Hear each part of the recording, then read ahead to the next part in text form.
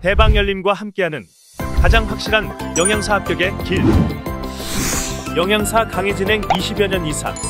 수많은 합격생들이 추천하는 영양사 특강. 5인의 영양사 합격 전문 교수팀.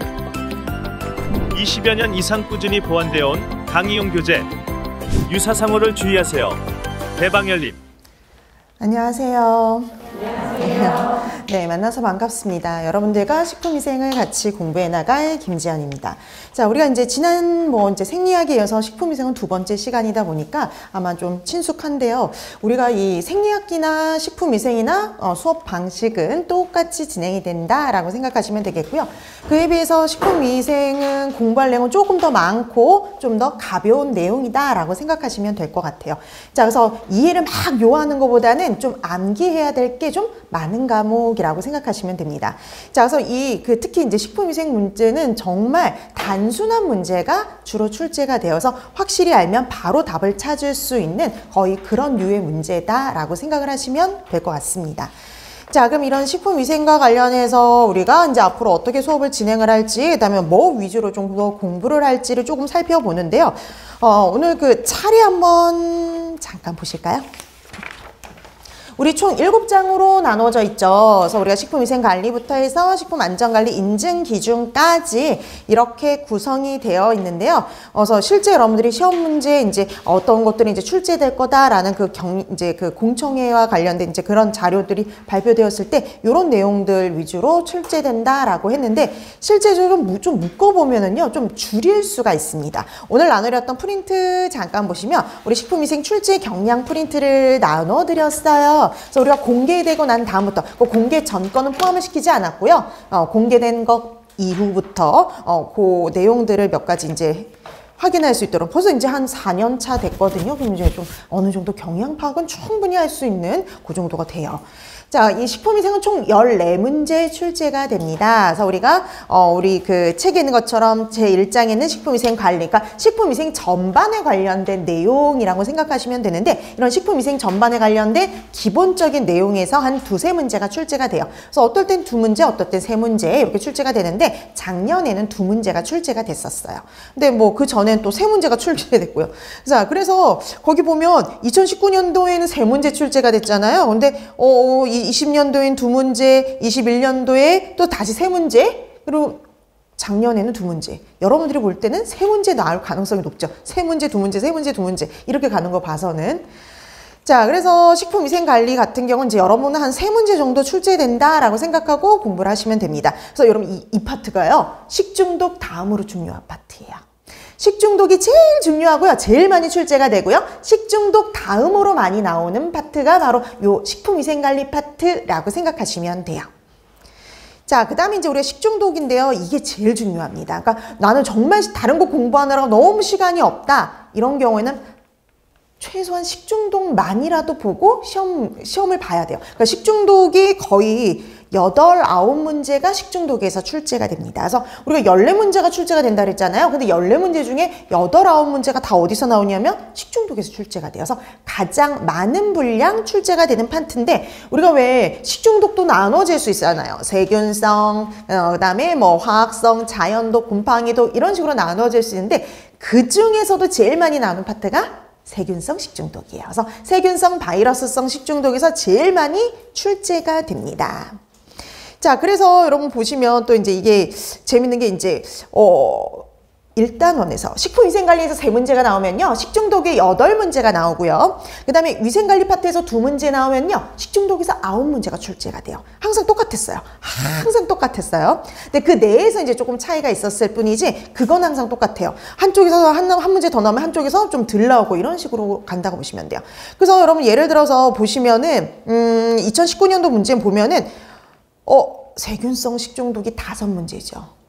근데 44회에는 6문제거든요. 그러니까는 우리가 이게 세균성 식중독만 5문제에서 6문제 출제가 되고요. 근데 그 6문제 출제가 될 땐 꼭 바이러스성 식중독이 나와요. 근데 그 바이러스성 식중독은 항상 뭐만 나오냐? 노로바이러스요. 그러니까 우리 영양사 쪽에서는요, 바이러스 식중독 몇 가지 있긴 있어요. 근데 주로 발생하는 건 노로바이러스고, 그 다음에 영양사 쪽에서는 딱 노로바이러스까지만 보면 거의 충분하다시피 합니다. 근데 참고적으로 뭐 하나 더 하긴 나중에 할 건데 혹시 모르니까, 근데 주로는 노로바이러스라고 보시면 될 것 같아요.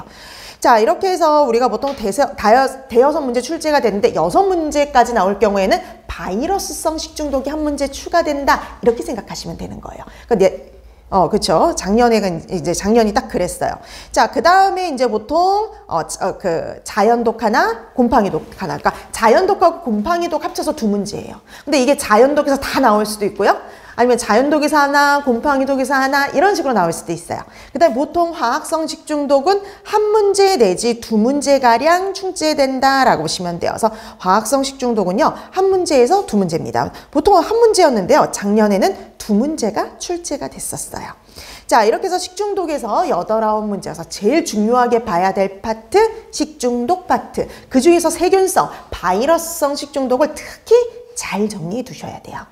자, 그 다음에 식품과 감염병이죠. 근데 이 감염병은 인수공통 감염병하고 경구 감염병이 다 시험 범위에 해당이 되는데, 우리 영양사 시험에서는 지금 현재 계속 인수공통 감염병 위주로 시험 문제가 출제가 됐습니다.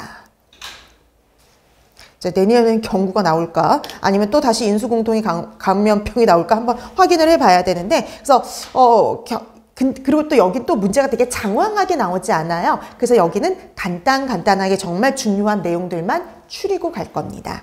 자, 그 다음에 이제 기생충, 위생동물 파트인데요. 기생충, 위생동물 파트에서 주로 나오는 건 기생충이에요. 위생해충은 지금 공개내고 나서 한 번도 출제가 된 적이 없습니다. 근데 그 전에도 마찬가지였어요. 그래서 위생해충은 위생동물 같은 파트 같은 경우는요, 정말 10몇 년에 한 번 나올까 말까 한 파트라고 생각하시면 돼요. 그래서 나중에 또 말씀을 드리겠지만 위생동물 파트 같은 거는 문제를 통해서만 그냥 점검하고 넘어가도 충분합니다. 자, 그 다음에 이제 기생충과 관련된 파트는 뭐 분류를 한다든지 숙주 물어보는 거라든지, 그 다음에 경피감염처럼 아주 독특한 특징이 있는 그런 것들과 묶어서 나오기 때문에 여기도 간단히 추려서 보면 돼요. 그래서 감염병과 기생충 파트 같은 경우에는 조금 이제 간단하게 살펴보시면 되는 파트입니다. 자, 그 다음에 마지막에 식품안전관리인증기준 해썹 파트인데요. 이 해썹에서 항상 1문제 정도 출제가 되고 있어요. 자, 그래서 이 파트 같은 경우에는 최근에 이제 나오는 문제 같은 경우에는 뭐 순서라든지 아니면은 단계를 설명을 하고 요 단계에 해당하는 것은 이렇게 물어보는 문제가 주로 많이 출제되고 있다라고 보시면 돼요. 자, 그래서 이제 그런 것들을 우리가 이제 좀 위주로 해서 이제 살펴볼 건데요. 그래서 제일 중요한 파트는 식중독. 그러니까 식중독에 집중을 하시고, 그 다음이 이제 식품위생관리, 그리고 나머지는 간단하게 정리해서 나중에 공부해 두시면 충분히 대비할 수 있는 게 바로 이 파트고요. 여긴 정말 한 만큼 성적이 나오는 거라고 보시면 돼요. 그래서 웬만해서 이제 조금 공부하면은 웬만해서는 되게 다 10점, 거의 14점 가까이 맞을 수 있는 파트가 바로 이 식품위생 파트라고 생각하시면 될 것 같습니다. 자, 그러면 이제 우리가 간단하게 이제 내용들을 볼까? 항상 여기도 항상 똑같아요. 항상 수업은 기본 이론과 문제를 같이 진행을 하고요. 그 다음에 다음 주부터는 어때요, 여러분들? 여러분들 다시 한번 확인할 수 있는 시간을 거칩니다. 그래서 복습 프린트물 나가니까요. 여러분 조금 일찍 오셔서 문제를 풀어두시면 좋을 것 같습니다. 그 다음에 만약에 이제 조금 시간이 여유가 된다면, 만약에 이제 나중에 이제 다 하고 좀 시간이 좀 여유가 된다면은요, 요 우리 전체 그 파트를요, 정말 핵심적인 내용만 추려서 한번 또 정리하는 시간도 한번 가져볼게요. 만약에 좀 일찍 끝난다면. 자, 그래서 우리 조금 이제 중요한 내용들만 짚으면서 이제 정말 봐야 될 것들 위주로 해서 이렇게 살펴보고요. 그 다음에 문제 들어가도록 하겠습니다. 자, 오늘은 첫 시간이니까요. 자, 바로 식품위생 관리 파트에 들어갈 건데요. 자, 여러분 이 식품위생 관리 파트 들어가면서 그러니까 이게 우리 항상 첫 시간이 가장 중요한 게 이유가 있어요. 가장 첫 시간이 중요한 게요. 가장 기본 개념. 그 다음에 용어, 이런 건 설명하는 건 첫째 시간밖에 없어요.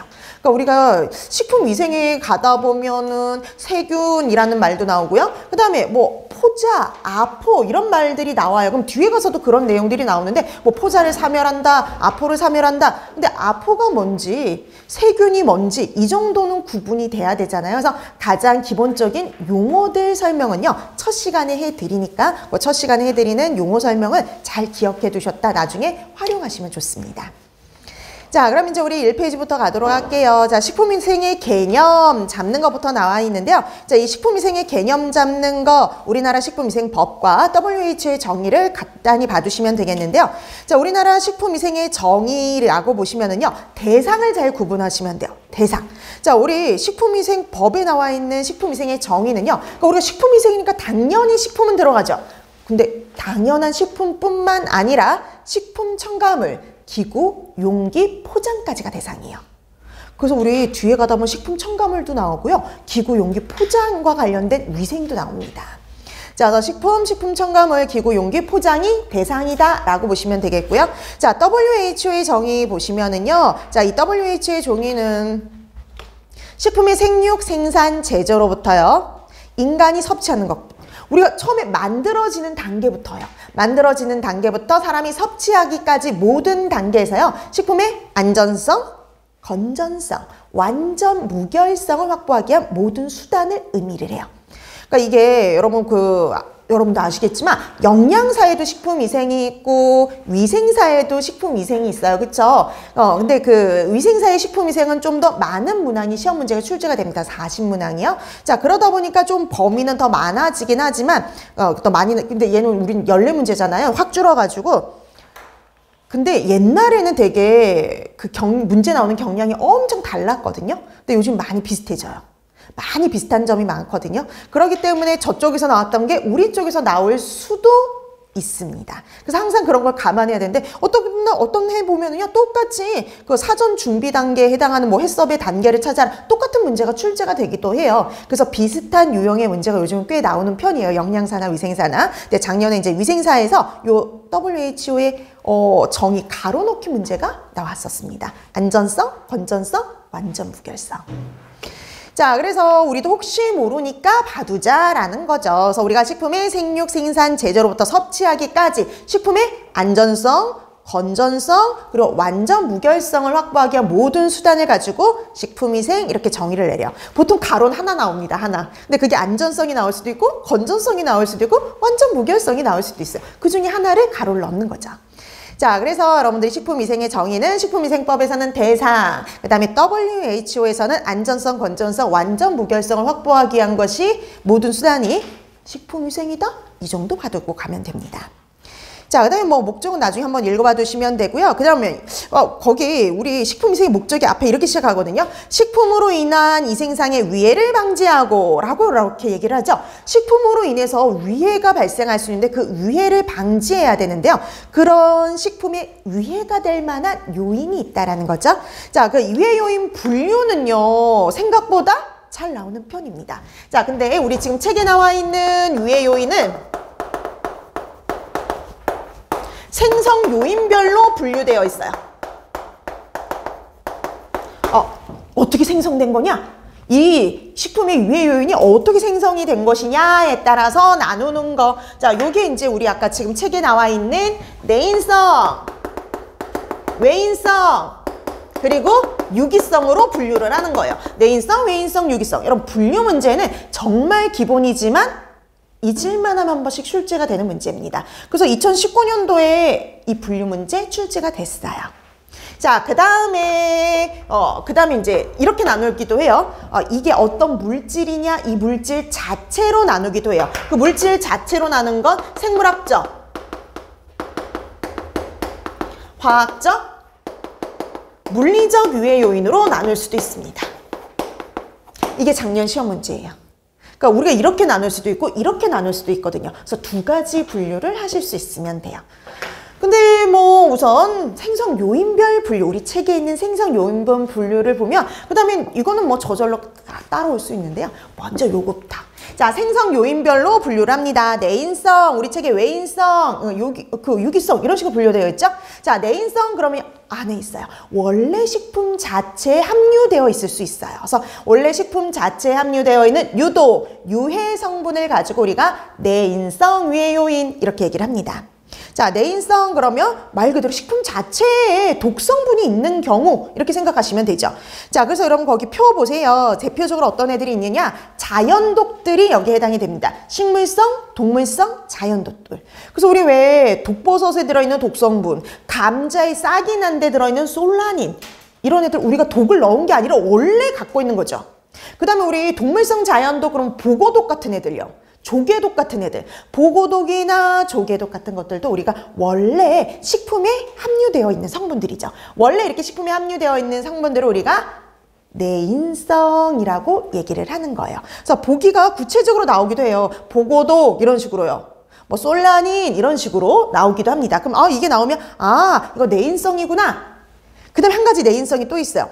원래 식품에 들어있는 성분 중에 생리작용 성분들도 있습니다. 그런 생리작용 성분들 중에 저기 끝에 가보면 식이성 알레르겐이라고 되어 있는 거 있죠.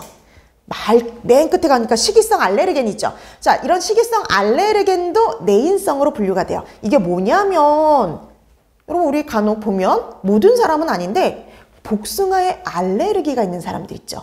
원래 이 복숭아 같은 경우도 원래 식품 자체에 들어있는 성분 때문에 알레르기가 발생하는 거잖아요. 이렇게 원래 식품 자체에 들어있는 알레르기를 유발하는 물질을 식이성 알레르겐이라고 얘기를 해요.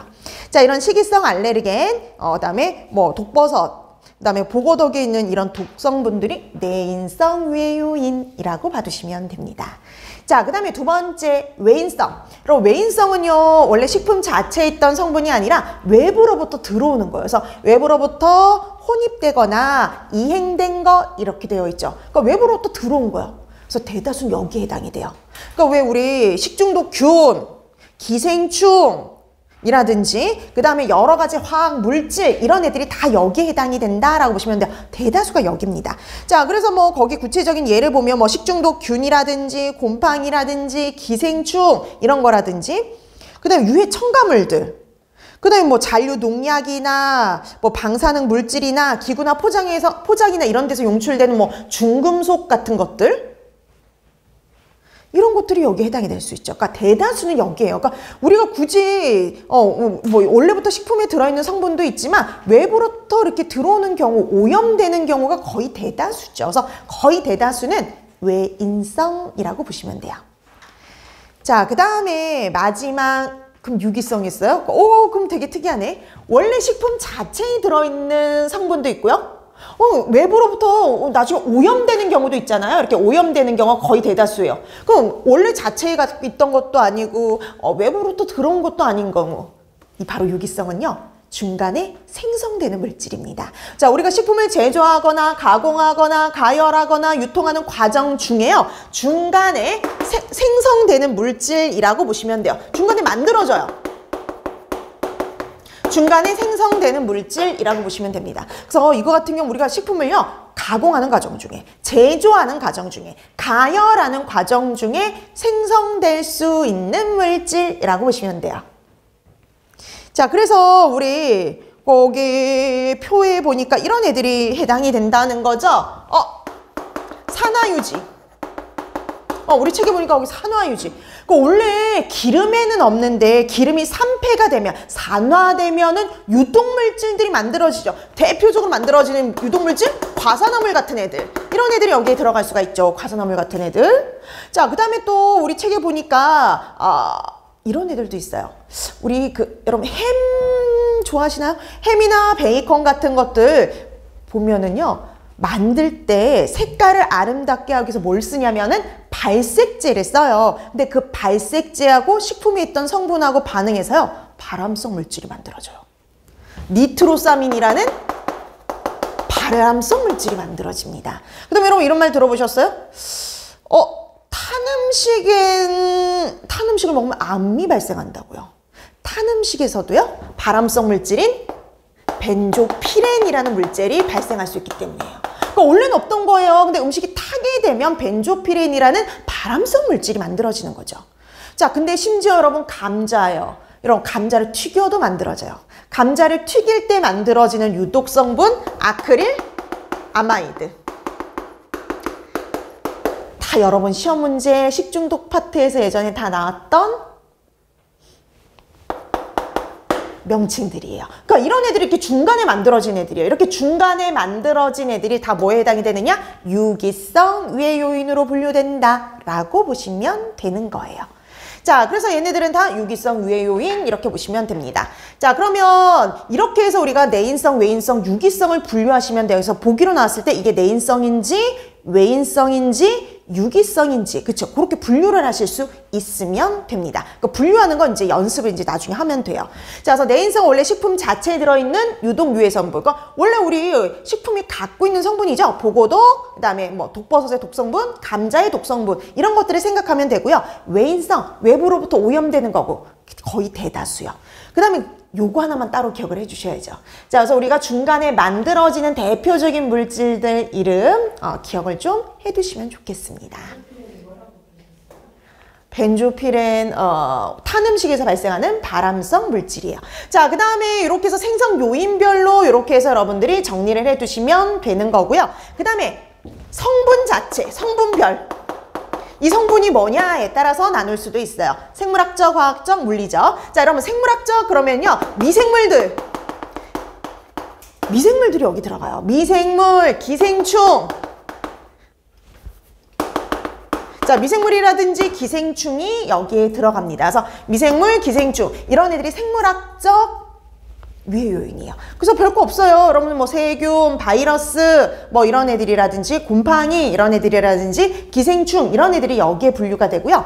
자, 그 다음에 화학적 위해 요인은 우리 아까 여기 나왔던 화학 성분들, 화학 물질들은 다 여기에 들어가겠죠. 당연히 화학 물질들, 뭐 우리 아까 나왔던 뭐 유해 첨가물이라든지 잔류 농약이라든지, 그다음에 이렇게 중간에 만들어지는 물질들도 다 화학 성분이기 때문에 화학 물질로 분류가 돼요.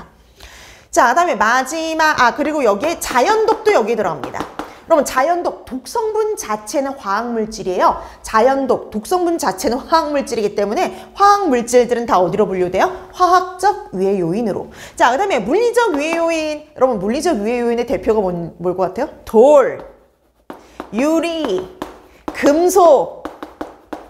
우리 돌이라든지 우리 식품에 돌이 섞일 수도 있죠. 유리 조각이라든지 금속 조각 나올 수 있잖아요. 종종 발생하는 사건들인데요. 이런 것들, 그 다음에 머리카락, 대표적인 머리카락이네요. 머리카락, 이런 애들이 물리적 위해 요소입니다.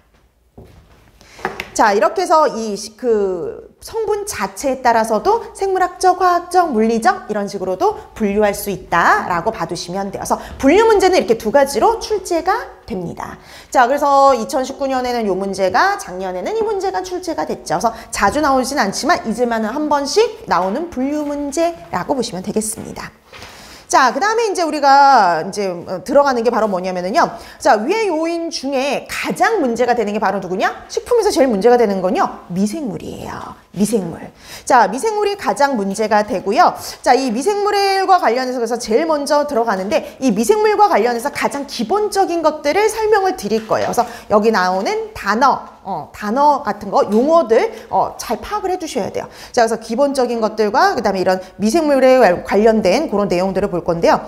자, 그러면 여기서 제일 뭐 미생물 하면은요, 세균도 있고요, 바이러스도 있고요, 뭐 여러 가지가 있죠. 근데 이 미생물 중에 세균, 바이러스, 곰팡이, 효모 이 중에 식품과 가장 밀접한 관련이 있고 그 다음에 식중독 같은 이런 질병하고 가장 밀접한 관련이 있는 건 세균이에요. 그러니까 우리 세균 위주로 공부해 두시면 됩니다. 세균 위주로. 자, 그러면 미생물의 종류와 특징 들어가는데요. 그래서 제일 먼저 우리가 볼 게 바로 세균이라고 보시면 될 것 같아요.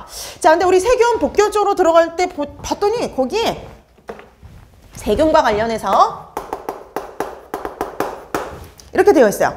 자, 세균은 원시 X세포를 가진 단세포 생물이다. 이게 중요한 건 아니에요. 단세포 생물이다. 그럼 세포 하나가 균 하나라고 보시면 돼요. 그러니까 이렇게 세포가 하나 있잖아요. 이 세포가 하나 있으면 이게 균 하나를 의미를 하는 거예요. 그래서 단세포 생물이다라는 건 그런 의미예요. 세포 하나가 균 하나 이렇게 보시면 돼요.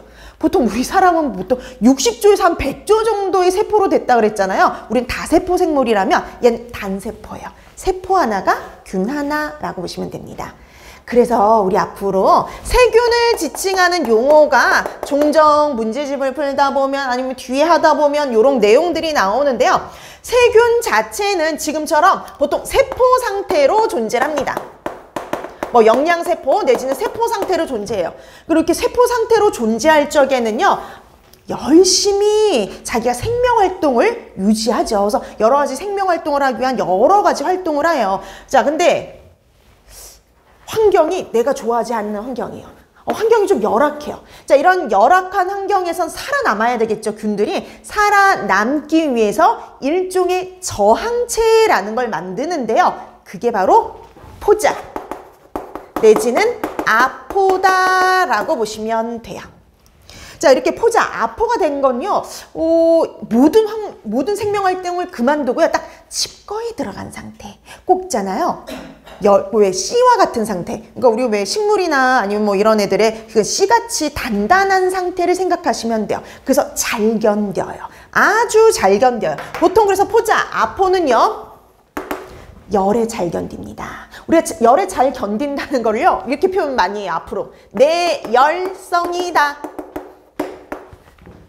내열성이라는 표현을 씁니다. 열에 잘 견딘다라고 보시면 돼요. 내열성이에요. 그래서 열에 잘 견뎌요. 자, 그래서 내열성이 크다라고 얘기를 해요. 그래서 포자, 아포를 만드는 애들은 내열성이 강하다라고 얘기를 합니다. 자, 그러면 모든 균들이 포자, 아포를 만드느냐? 또 그건 아니에요. 포자, 아포를 만드는 균은 정해져 있어요. 자, 우리가 공부하는 균 중에요. 내열성 아포를 만드는 균은 딱 2개밖에 없어요. 그래서 꼭 기억하셔야 돼요. 꼭 시험 문제에 나와요. 그렇기 때문에. 자, 내열성 아포, 포자를 만드는 균은 딱 2가지. 바실러스하고요. 클로스트리디움밖에 없어요. 딱 2가지. 바실러스하고 클로스트리디움. 딱 2가지밖에 없다라고 보시면 돼요. 자, 그래서 우리 영양사의 식품위생에서 공부할 적에요. 내열성 포자, 아포를 만드는 균을 찾아라 라고 하면은요. 답은 항상 둘 중에 하나예요. 바실러스 아니면 클로스트리디움. 딱 둘 중에 하나다 라고 보시면 됩니다. 자, 그래서 모든 균들이 포자를 만드는 게 아니라, 아포를 만드는 게 아니라 딱 이 2가지 균만 포자, 아포를 만든다라고 보시면 돼요. 그럼 뭐 우리가 잘 알고 있는 살모넬라균 같은 경우에는 어때요? 아포를 만들지 않아요. 그럼 아포가 만들어져야지 내열성이 강하잖아요. 그러면 아포를 못 만든다는 소리는 열이 어떻다는 소리예요? 약하다 이렇게 생각하시면 되는 거예요. 이제부터 포자, 아포를 만들지 않는 균은 다 열에 약하다 이렇게 생각하시면 됩니다. 자, 그래서 보통 이렇게 딱 아포를 만드는 균 요 2가지를 기억을 해두시면 돼요. 그래서 세균을 지칭하는 용어는 요 2가지 단어입니다. 자, 근데 여러분 우리가 또 뒤에 공부하다 보면요, 식중독을 공부하다 보면 독소라는 말이 나와요. 그래서 여러분 이거 들어보셨을걸요? 포도상 구균이 생성한 독소. 그럼 포도상 구균이 생성한 독소에 의해서 우리가 식중독이 발생을 하잖아요. 그럼 독소도 균을 의미할까요? 아니에요. 균 자체가 아니에요. 그러니까 여러분 얘는 독소라는 애는요. 균이 만들어서 자기 몸 밖으로 내보내는 애가 독소거든요. 그러니까 얘는 그냥 독소는 균이 만든 물질이라고 보시면 됩니다. 균이 만든 물질이지 이 독소는 균 자체를 의미하는 게 아니에요. 독소는 균이 아니에요. 세균이 아니라 세균이 만든 물질 구분하실 수 있어야 돼요. 왜냐면 이제 뒤에 가면 균이 열에 강하다, 독소가 열에 강하다 이렇게 나오는데요. 균 자체하고 독소는 별개의 것이기 때문에요. 특징이 어떨까요? 다를 수가 있어요. 뭐 균은 열에 강한데 독소는 열에 약하다든지. 왜요? 별개의 물질이니까요. 근데 이거를 같이 생각을 하게 되면 균하고 독소하고 같은 거잖아. 그럼 균이 열에 강하면 독소도 열에 강하지? 이렇게 착각할 수가 있거든요. 자, 그래서 개념 잡기입니다. 첫째 시간은 개념 잡기예요. 자, 우리가 균을 의미하는 건 영양세포 상태, 포자 상태 이런 식인 거고요. 독소는 절대 균을 의미하는 게 아니라 균이 만든 물질이라고 생각하시면 돼요. 그래서 균이 만든 물질이에요. 자, 그래서 이렇게 개념 잡기 해주시고요. 그 다음에 여기 암기할 게 꼭 있어요. 포자, 아포를 생성하는 균은 딱 두 가지만 기억하시면 돼요. 바실러스, 클로스트리디움. 그쵸? 딱 두 가지. 자, 그 다음에 이제 세균의 형태에 갑니다. 자, 여러분 세균의 형태는 구균, 간균, 나성균인데요. 우리는 딱 이 정도만 나누면 돼요. 간균 아니면 구균. 간균과 구균요. 간균은요, 이렇게 막대기 모양이에요. 막대기. 그래서 우리가 간균 아니면 막대기형이라고 얘기를 하는데, 그러니까 우리가 딱 이렇게 막대기균, 이렇게 막대기형으로 생긴 균이 간균이에요. 그러면 간균과 구균을 구분할 수 있으면 된다 그랬죠. 근데 너무 쉽지 않아요? 황색, 포도상, 구균. 이렇게 붙은 애들만 뭘까요? 구균이요. 그럼 나머지는 다 뭐라고 보시면 돼요? 간균, 그쵸? 구균 쉽습니다. 뒤에 구균 이렇게 안 붙어 있으면 그냥 나머지는 다 간균이에요. 근데 여러분 이제 문제는 보기가 이런 식으로 나올 수 있다는 거죠. 이런 식으로. 그럼 또 어떻게 구분하느냐? 구균들은 다 이렇게 끝나요. 코커스. 이렇게 코커스 이렇게 끝나요. 그래서 코커스 이렇게 끝났으면 얘 구균이야. 이렇게 알아보실 수 있으면 돼요. 이렇게 알아볼 수 있으면 돼요. 자, 그러면 이런 균이 있어요. 하나는 뭐 이건 쓰실 필요 없어. 뒤에 나오니까. 구분이 되나요? 구분되죠? 자, 얘는 무슨 균일까요? 그렇죠? 간균. 안 붙어 있으니까 간균. 그 다음에 얘는 뒤에 뭐 붙어 있어요? 코커스 붙어 있죠? 그럼 얘는 뭘까요? 구균. 이런 식으로 구분만 하실 수 있으면 돼요. 그러니까 우리 식품위생 다 객관식이죠. 그렇기 때문에 쓰실 줄은 몰라요. 몰라도 상관없어요. 근데 보고 읽을 줄만 알면 돼요. 보고 읽기. 자, 그래서 뒤에 아무것도 안 붙어 있다 그러면 간균. 근데 뒤에 코커스로 끝난다 그럼 뭐라고 보면 돼요? 구균이다. 이렇게 봐두시면 되는 겁니다. 이 정도 구분하게 해주시면 돼요. 자, 그래서 균 형태는 요 정도 구분해 두시면 됩니다. 자, 그 다음에 이제 세균의 증식 조건이라고 되어 있죠? 세균이 증식하기 위해서 필요한 조건이라고 보시면 돼요. 자, 제일 먼저 나온 거 뭐예요? 식품. 자, 여러분들이 보면 세균이 증식하기 위해서 당연히 영양분이 필요하겠죠? 네, 영양분. 뭐 탄수화물, 지방, 단백질, 무기질, 비타민 이런 것들이 필요하지만 특히 필요한 건 단백질 함유 식품입니다. 그래서 여러분 특히 단백질 함유 식품에서요, 균이 특히 잘 번식해요. 자, 그런 균이 특히 잘 번식하는 식품을 가지고 우리가 뭐라고 하느냐? 잠재 위해 식품이라고 얘기를 해요. 잠재 위해 식품. 자, 예전에는 이게 잠재 위해 식품이었는데 최근에는 시간, 온도 관리가 필요한 식품이라고 얘기하기도 합니다.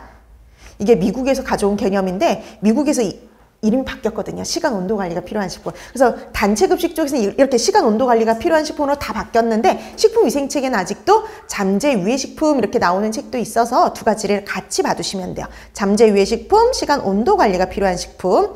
자, 여러분 이 잠재 위해 식품은요, 미생물이 특히 증식하기 쉬운 식품들을 우리가 잠재 위해 식품 그러는데요. 어떤 애들이 그러냐면요, 단백질 함량이 높아야 돼요. 단백질 함량이 높은 식품이면서 pH가요 중성에 가깝다든지 아니면 수분 활성도가 높은 식품 있죠. 이런 애들이 보통 잠재 위해 식품이다 라고 보시면 돼요. 그러니까 이런 데에서 특히 미생물이 잘 번식한다 라고 생각하시면 됩니다.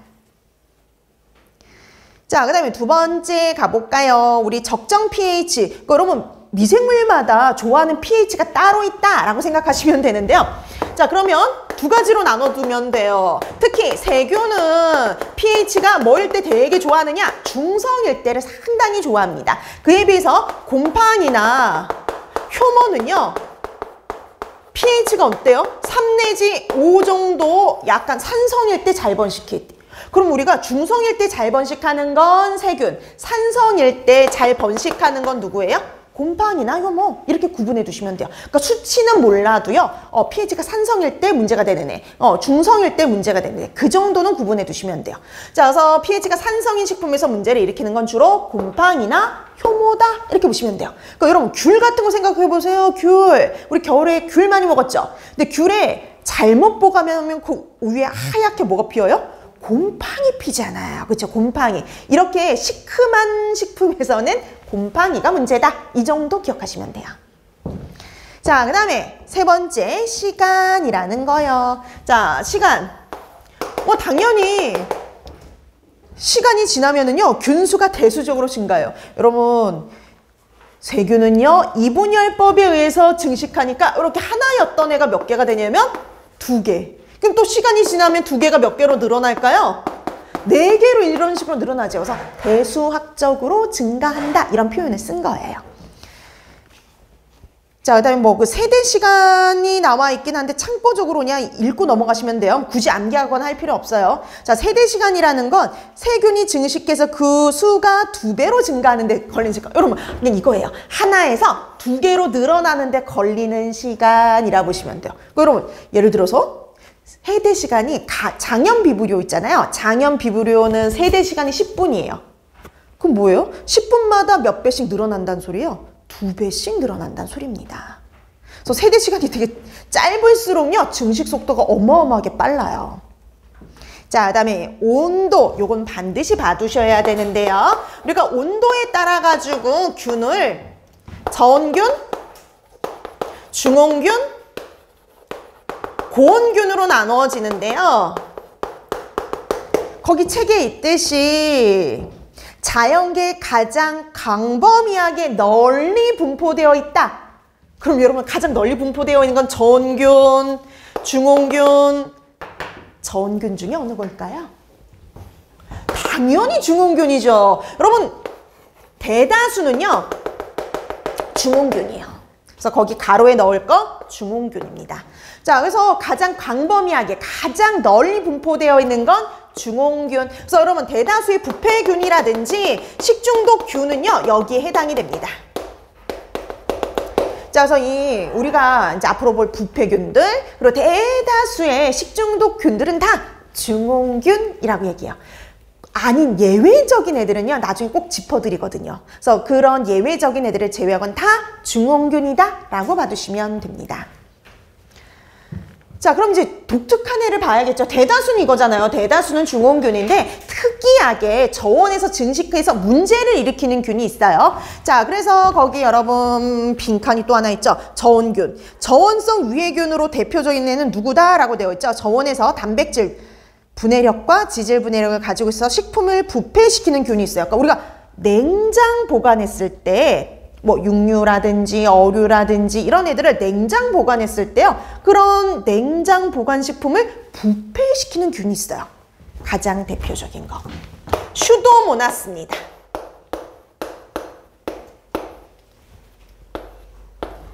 슈도모나스. 자, 이 슈도모나스 같은 경우에는요, 우리가 냉장 보관을 했을 때, 우리가 식품을 냉장 보관했을 때 식품을 부패시키는 균이라고 보시면 돼요.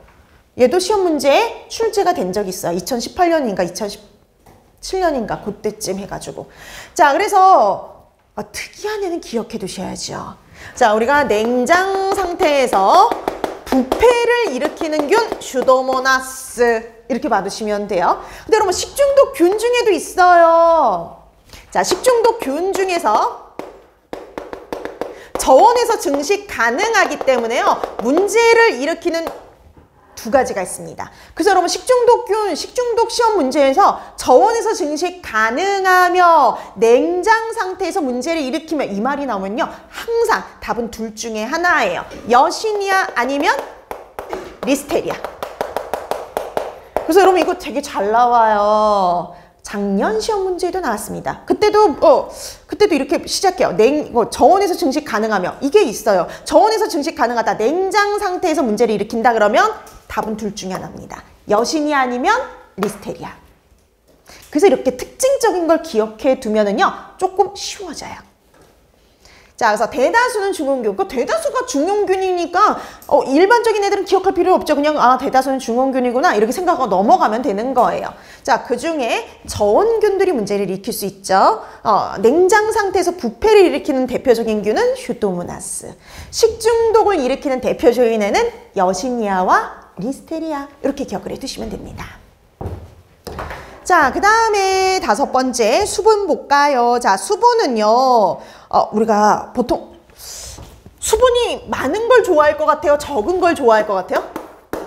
많은 거 당연히 좋아하죠. 수분이 많을수록 미생물의 증식이 왕성해지는데요. 근데 여러분 식품 중에 미생물이 이용 가능한 수분의 비율을 나타내는 게 있어요. 그게 바로 뭘까요? 수분 활성도. 그쵸? 자, 그러니까 보통 이 수분 활성도로 우리가 표시를 하는데 보통 얘도 수분 활성도가 높을수록 미생물의 증식이 왕성해지죠. 자, 그래서 우리가 최저 발육을 위해서 필요한 발육 가능한 최저 수분 활성도를 비교를 해 두셔야 되는데요. 자, 발육을 위해서 필요한 최저 수분 활성도를 비교하면 수치는 몰라도 순서 정도는 알아두셔야 되는데요. 가장 많은 수분을 필요로 하는 거 세균이요. 그 다음이 효모, 그리고 곰팡이의 순입니다. 최근에 위생사에선 이 순서도 나왔고요. 그 다음에 보기로 세균하고 효모하고 곰팡이, 예를 들어서 살모넬라, 그 다음에 마이크로코커스 이렇게 보기가 이런 식으로 나와서 이 중에서 가장 낮은 수분 활성도에서 생육 가능한 애가 누구냐? 이런 식으로 나왔어요. 그럼 우리가 세균, 효모, 곰팡이 중에 보기 중에 뭘 찾아야 될까요? 곰팡이 종류를 찾아야 되죠. 그러니까 여러분이 기본적으로 누가 세균이고 누가 효모고 이름을 보고 누가 곰팡이인지를 구분하시는 정도는 하실 수 있어야 돼요. 자, 그래서 이렇게 봐두시면 되고요. 근데 좀 예전에 이렇게 시험 문제 한 20문제 나왔을 때 이거보다 더 간 문제가 나온 적이 있어요. 곰팡이보다 더 잘 견디는 애가 있어요. 내건성 곰팡이. 건조한 상태에서 더 잘 견디는 곰팡이가 더 낮은 수분 활성도에서 생육이 가능하고요. 이거보다 더 잘 견디는 애가 있어요. 내삼투압성 효모. 자, 삼투압이 더 잘 견디는 효모가 존재합니다. 내삼투압성 효모. 그래서 내삼투압성 효모는요, 더 낮은 수분 활성도에서 생육이 가능해요. 그래서 그게 얼마냐? 0.6이요. 그래서 우리가 제일 낮은 게 0.6이잖아요. 그래서 이 0.6보다 낮춰주게 되면은요, 모든 미생물의 생육을 저해할 수 있습니다. 자, 그래서 예전에는 요게 나온 적이 있어요. 내삼투압성 효모. 그래서 가장 낮은 수분 활성도에서 생육 가능한 미생물이 누구냐? 내삼투압성 효모. 그래서 이런 애들이 어디서 문제를 일으키냐면요, 잼 같은 데서요. 그럼 왜 잼 같은 데서 일반 세균이라든지 이런 애들이 번식을 할 수가 없어요. 삼투압이 너무 높아서. 그래서 이런 내삼투압 효모 같은 경우는 잼의 변질에 관여하는 거, 청 같은 거에 변질에 관여하는 대표적인 애가 이런 내삼투압성 효모 같은 애들이에요. 자, 그래서 수분과 관련해서는 수분 활성도와 관련된 내용 이렇게 기억을 해두시면 될 것 같습니다. 자, 그 다음에 마지막 산소. 산소를 필요로 하느냐? 산소를 필요로 하느냐? 산소 요구성에 따라서 나누어질 수 있어요. 자, 그래서 여러분 여기서 마찬가지 단어 알아두셔야 돼요. 앞으로 정말 주구장창 나올 단어들입니다. 주구장창 나올 단어들. 우리 식중독 가면 또 나와요, 이 단어들. 자, 그러면 첫 번째, 무슨 단어 나와요? 어기성. 좋아해요. 뭘 좋아하느냐? 기체, 산소를 좋아하는 애입니다. 반드시 그러면 생육하기 위해서 뭘 필요로 할까요? 산소, 그쵸? 반드시 산소를 필요로 하는 거 호기성균 이렇게 보시면 돼요. 자, 그래서 대표적으로 곰팡이라든지 일부의 그런 호기성 세균들이 여기에 해당이 될 수가 있고요. 자, 그 다음에 앞에 호기성 앞에 뭐가 붙었어요? 그럼 미미하다라는 의미예요. 미미하다, 적다 이런 소리죠. 자, 얘는 산소가 적을 때, 그러니까 우리가 공기 중에 있는 산소보다 훨씬 적을 때요. 그리고 공기 중에 있는 산소가 한 20% 정도 되는데 한 1 내지 10% 정도로 적을 때 잘 자라는 균. 되게 독특하죠. 앞으로 우리가 공부하는 균 중엔 딱 하나밖에 없어요. 딱 하나. 그러니까 반드시 기억해 두셔야 되고요. 시험 문제 요거랑 연결해서 엄청 잘 나옵니다. 여러분 우리가 공부하는 것 중에 미호기성은요, 딱 하나밖에 없어요. 식중독균 중에 캠필로박터. 딱 요거 하나입니다. 그래서 식중독균 시험 문제에 나오면서 미오기성이며 이러면 답은 정해져 있어요. 캠필로박터밖에 없어요. 자, 그래서 미오기성 그러면 딱 하나. 캠필로박터밖에 없습니다. 캠필로박터. 자, 그 다음에 우리 또 뭐가 있느냐. 혐기성. 혐기성 먼저 갈게요. 그럼 혐기성 그러면 혐오하는 거하고 똑같아요. 싫어해요. 싫어해요. 뭘 싫어할까요? 산소를 싫어합니다. 그래서 얘는 산소가 없어야지만 생육이 가능한 균이라고 보시면 돼요. 산소가 없어야지만 생육이 가능한 균이에요. 우리가 공부하는 것 중에 우리가 영양사에서 공부하는 것 중에 딱 하나밖에 없어요. 딱 하나. 얘도 딱 하나예요. 이거 반드시 기억해 두셔야 돼요. 클로스트리디움이 붙는 경우. 앞에 이렇게 클로스트리디움이 붙는 경우는요. 산소가 없어야지 잘 자라는 균이에요. 산소가 없어야지. 그래서 이렇게 두 가지가 특이한 겁니다. 그래서 미오기성은 딱 하나, 캠필로박터. 혐기성인 경우에는 앞에 클로스트리디움이라고 붙어요. 그래서 클로스트리디움 속인 경우가 대표적이다라고 보시면 됩니다. 그러면 이제 마지막 하나 남았죠. 우리 책에 보니까 통성이 하나 남았어요. 통성 혐기성. 혐기성 앞에 통성이 붙었죠. 여러분 통성이 붙었다는 소리는요. 상관없어요. 있거나 없거나 상관없이.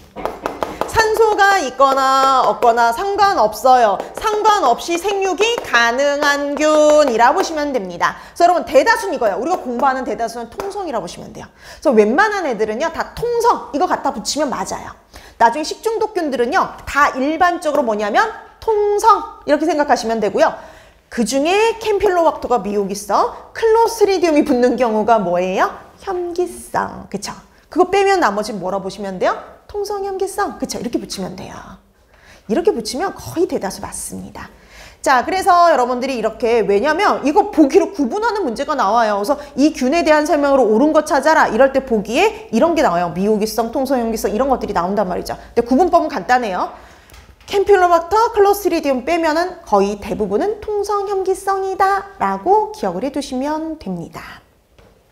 자, 이렇게 해서 여러분들이 세균의 생육에 필요한 것들이 어떤 것들인지 봐두시면 되는데 그걸 보면서 기본적인 용어들을 파악해 두시면 되는 거였어요. 자, 그럼 대표적인 주요 세균들 나오죠. 자, 이 주요 세균들 할 때 또 이제 한 가지 붙는 단어가 또 있어요. 그람 양성이다, 음성이다. 우리 이것도 구분해야 되거든요. 그람 양성, 음성. 자, 그람 양성, 음성 구분을 하는데 우리가 보통 그람 염색을 했을 때요. 그람 염색을 했을 때 보통 보라색,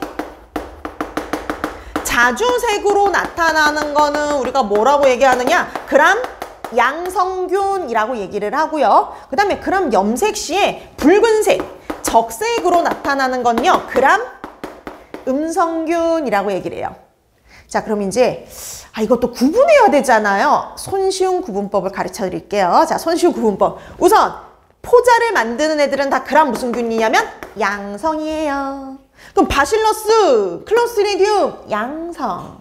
그 다음에 여러분 구균 있죠? 우리가 공부하는 구균들은 다 그람 양성. 이거 빼고 나머지는 음성 붙이면 다 맞아요. 이거 빼고요. 나머지는 다 그람 음성 붙이면 맞아요. 그러니까 우리가 배우는 거 한도 내에서. 원래는 더 이게 다르게 다 해야 되지만 우리가 배우는 한도에서는 이렇게 간단하게 분류할 수 있어요. 앞으로도 똑같아요. 식중독에서도 똑같아요. 똑같이 적용돼요.